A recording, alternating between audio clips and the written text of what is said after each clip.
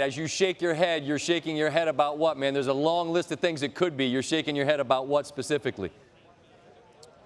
I know that George Hill should have made that free throw to give them the lead. I get that, but missed free throws do happen. I'm shaking my head at two things, Scott. Number one, the call with 36 seconds left that was overturned, where LeBron James ultimately got called for the offensive foul. I think that's inexcusable. If you call it in the moment, that's one thing.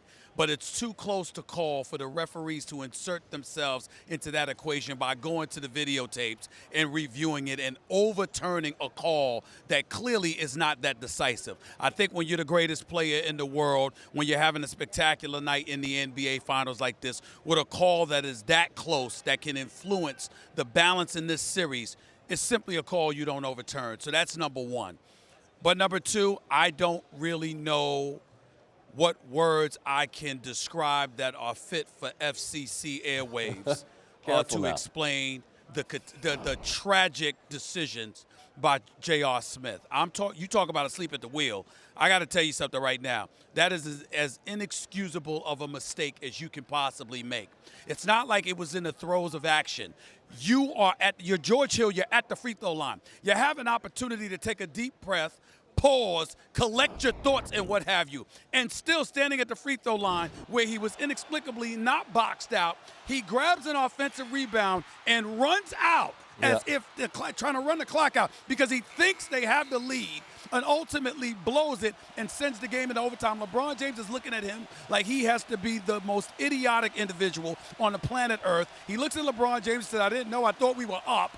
And there you have it. You saw what happened in overtime. I think about Chris Webber calling a timeout when there were no timeouts for a national championship on the line. I think about the great Isaiah Thomas, a two-time champion, one of the greatest guards we've ever seen in NBA history, throwing the ball in bounds under Boston's basket or near under Boston's basket. I consider those two flaws, those two faux pas to be epic. But I just don't know what to say about this. Look, man. I just don't know what to say. Scott? Yep. It is rare that I am relatively speechless. That moment has officially arrived. I don't know what to say. It is one of the most brain-dead, idiotic things that I've ever witnessed in covering basketball. I didn't cover C. Webb in the Final Four. And that's an honest mistake because you're in the throes of action timeout. I didn't cover Isaiah Thomas going up against the great Bird and McHale teams in Boston. That kind of stuff happened. You're trying to throw a quick inbounds pass, but it still wasn't the smartest decision in the world. And we know how brilliant and cerebral Isaiah Thomas is. In the case of J.R. Smith, I don't know what to say.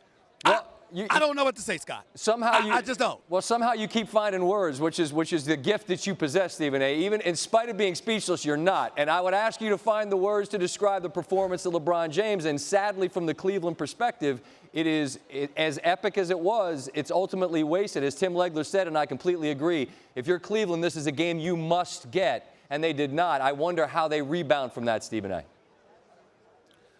I don't know if they can rebound. I think that JR's mistake was a series-altering mistake, and I think it's cost them. I think this series ends in 5. I don't think that would have happened had they won tonight's game.